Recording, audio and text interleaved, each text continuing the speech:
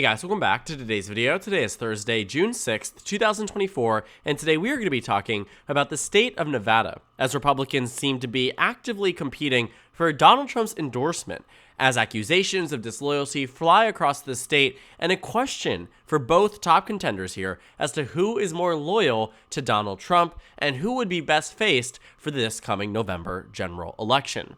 Now, Donald Trump's endorsement in Republican primaries is often the most important thing for a winning candidate. More often than not, those who are endorsed by Donald Trump end up winning a general election, primary election, but in many instances, they actually end up losing the general election. When you take a look at the state of Nevada in 2022, this was a race that was very closely watched by members of the Trump team and Republicans nationwide. It was a race where Adam Laxalt, who received the institutional backing of the Republican Party and largely the backing of many members associated with Donald Trump, pushing forward Adam Laxalt through the primary to eventually face against Catherine Cortez Masto in the general election. Now, Adam Laxalt ultimately ended up coming up short. By 0.8%, Nevada voted blue yet again, as they have for the past 2 decades. Democrats have lucked out in Nevada and have had very strong down-ballot races in the House races, the Senate races, but recently, the governorship ended up going to the Republican Party, where Joe Lombardo ended up defeating Steve Sisolak, who was arguably an unpopular Democratic governor, in the election in 2022. So now this time around in 2024, many Republicans are hopeful that they are able to win in this state. They believe that Donald Trump could help carry other Republicans as well across the finish line. And so now it's a question. In the Nevada Senate race, who is the Republican that is carried across the finish line? Well, that's what this video is entirely about. On the Democratic side, Senator Jackie Rosen is not facing a competitive primary. She's up for re-election. She was first elected in 2018 when she defeated then Senator Dean Heller by a margin of 5 points across the state. It was a Democratic pickup against a Republican incumbent who wasn't the most unpopular, but had survived elections like the 2012 election where Barack Obama won the presidential race in Nevada by roughly 6 points, but the Senate race ultimately went red. Well, that crossover support dwindled dramatically in 2018, and Jackie Rosen defeated Dean Heller by a very substantial margin. Double what Hillary Clinton's margin was in 2016, and double what Joe Biden's eventual margin was in 2020. And so Jackie Rosen comes into the 2024 race as what is perceived to be a pretty strong Democratic nominee. And now Republicans are looking to choose the right person. And it looks like they want Sam Brown to be the nominee for Senate here. Now, when you take a look at what's happening on the Republican side, there are so many candidates. The top 2 contenders, so it seems, are Sam Brown, who was a candidate for Senate back in 2022 and has for a while been perceived as the Trump candidate. That was until Jeffrey Gunter came into the race, who is Donald Trump's appointed U.S. ambassador to Iceland, served essentially in the Trump administration, where now members of the Republican Party that are aligned with Donald Trump are calling Jeffrey Gunter, the stronger, more America First Republican. When you take a look at some of these accusations and some of the things that are being said here, you can see where the drama is really brewing. It says here that a vocal group of Trump insiders in favor of Gunter becoming the Republican nominee to face Democratic Senator Jackie Rosen, yada, yada, yada, are here to highlight Brown's hesitancy to back Trump in the early months of the Republican presidential race. For context, Sam Brown backed Donald Trump just days before the Iowa caucus, when at that point it was clear that Donald Trump would be the Republican nominee for president. And while maybe there was some hesitancy on other people's ends, when you are a front runner for a major party nomination on the Republican side, loyalty to Donald Trump is necessary to maintain that frontrunner status through and through. So Sam Brown, in the final stretch of that Iowa caucus season, decided, I'm backing Donald Trump. And so it seemed all fine until it ultimately wasn't. Now there's questions here. People are saying, while he may not be someone that we actively dislike or may have a fierce hatred of him, but he isn't perceived as a strong America First fighter. And that's where it comes into problem for Sam Brown. Because it isn't that members close to Donald Trump are saying that he shouldn't be endorsed. Donald Trump himself has yet to make an endorsement in the Nevada primary. And that matters. Because Donald Trump could easily hand this to Sam Brown, and Republicans are hoping that he does. Steve Daines, the chair of the Senate GOP campaign wing, says here that he believes Donald Trump will back Sam Brown. Why? Because the NRSC, the National Republican Senatorial Committee, has also backed Sam Brown. Because from the very beginning, Sam Brown has been perceived as the more electable candidate. When you take a look at the head-to-head polling matchups, you can actually see in the general election that Jackie Rosen tends to perform the worst against Sam Brown. When you take a look at this most recent poll from Emerson College, April, so about a month and a half ago, but still pretty relevant, Jackie Rosen defeats Jeff Gunter by roughly 14 points across the state. Then you see another poll. In fact, let's go ahead and take a look at the one from March, where Jackie Rosen defeats Jeff Gunter by 9 points. Jim Marchant, who is still running for Senate in the race here, was losing by 10. But against Sam Brown, you can see, the margin in March was 2 points, but the margin in April expanded to roughly 8. Now, you might be thinking, what is the difference between 8 and 14? Well, arguably, a lot. And while Sam Brown isn't winning against Jackie Rosen, and nobody else is, he is performing better than Jeff Gunter. And the fact remains, when faced up against Sam Brown, just 45% of respondents choose Jackie Rosen. The same group of people choose Jackie Rosen 47% against Jeff Gunter. Clearly, people have more of a problem with him than they do with Sam Brown. And that's the large reason why he has been handpicked as this Republican nominee. Because the endorsements actually did roll in from many major members of the U.S. Senate within the state. He got the governor to endorse him.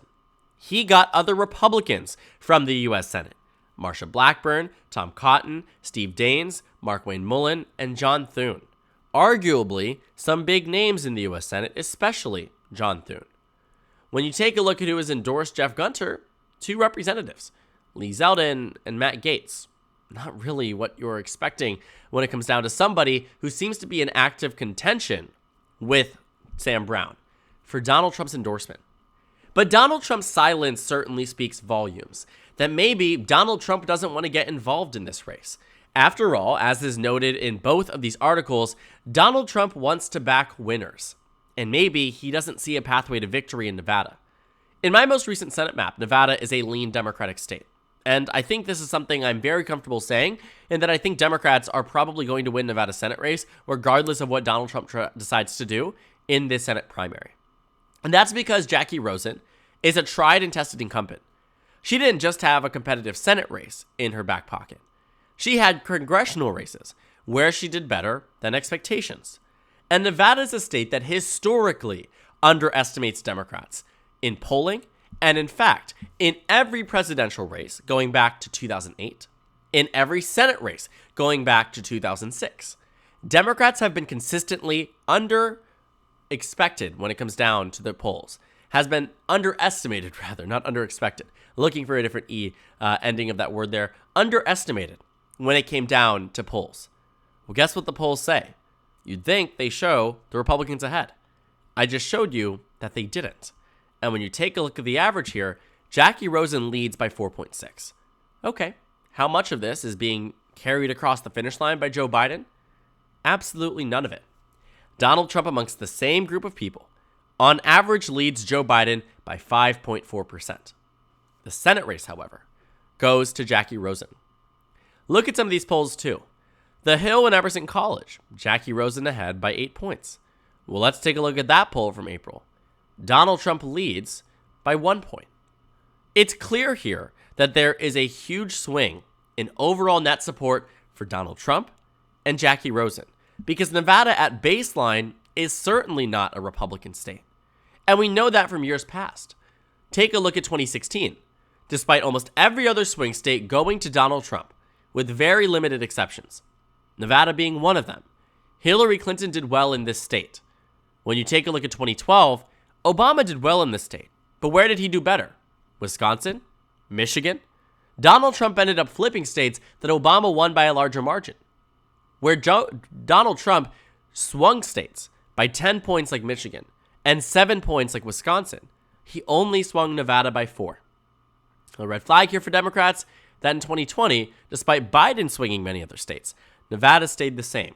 but it speaks to an overall general consensus that Nevada is historically Democrat, and the last time it went red was to George W. Bush by 2.6%.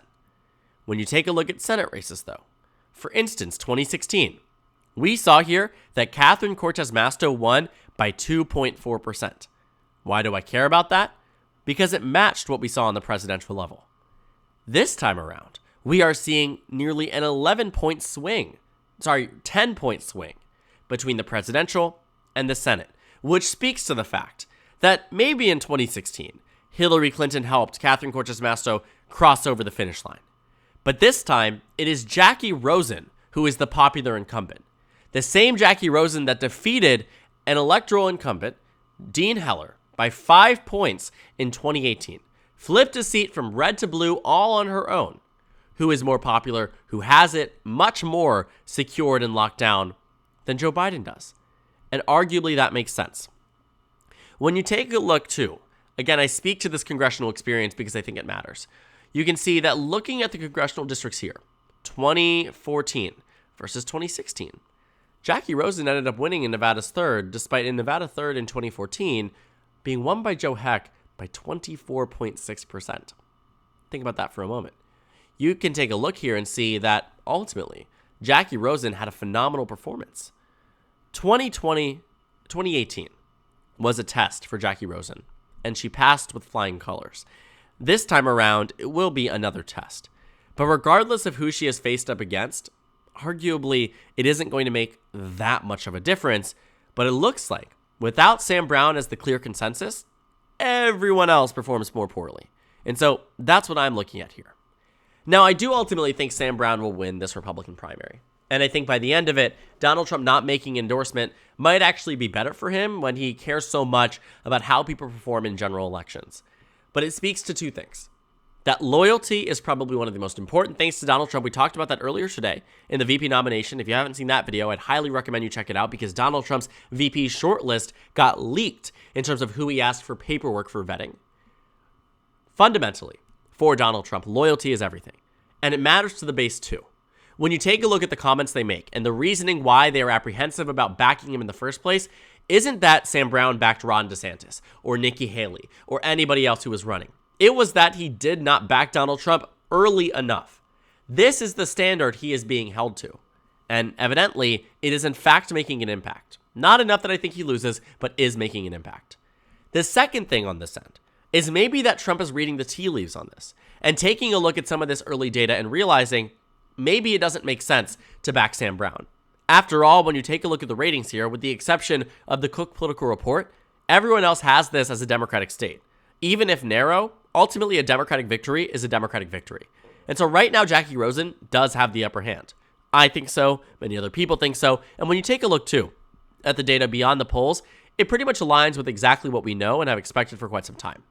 Jackie Rosen has raised $24 million. Sam Brown has raised just $5 million. There's a difference in monetary status, in polling status, and in terms of overall loyalty. There's probably two ways Donald Trump is looking at this, but I think it speaks to a collective problem for Nevada Republicans. And so I think that's why they're really trying to scramble at this point too. Because if Sam Brown is able to win in a landslide with the institutional backing of the National Republican Arm, maybe it actually would help his general election odds.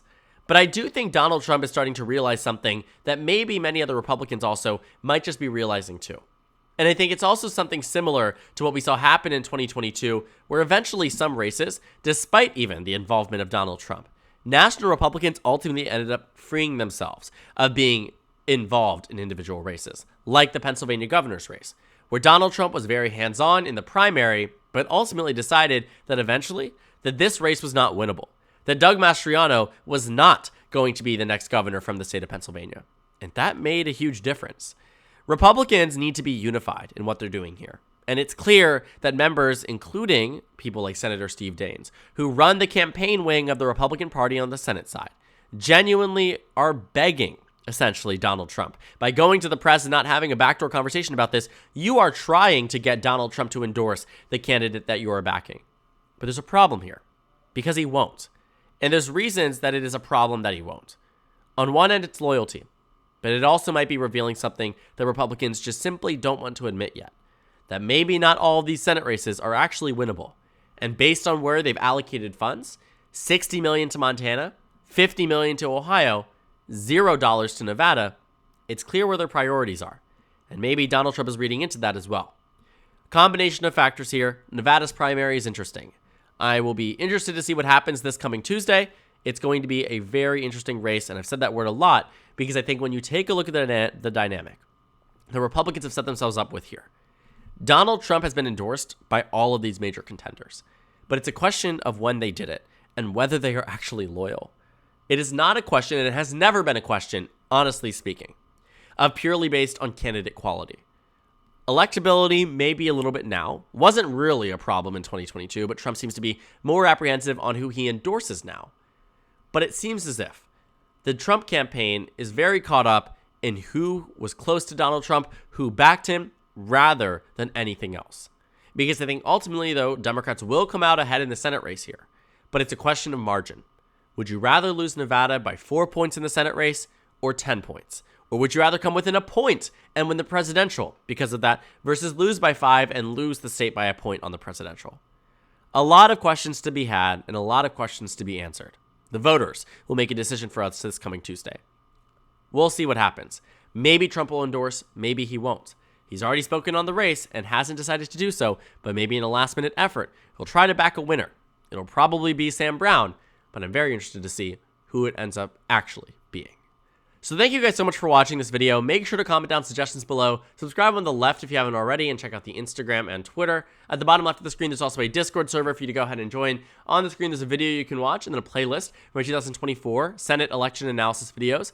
Again, thank you guys so much for watching, and I will see you all tomorrow.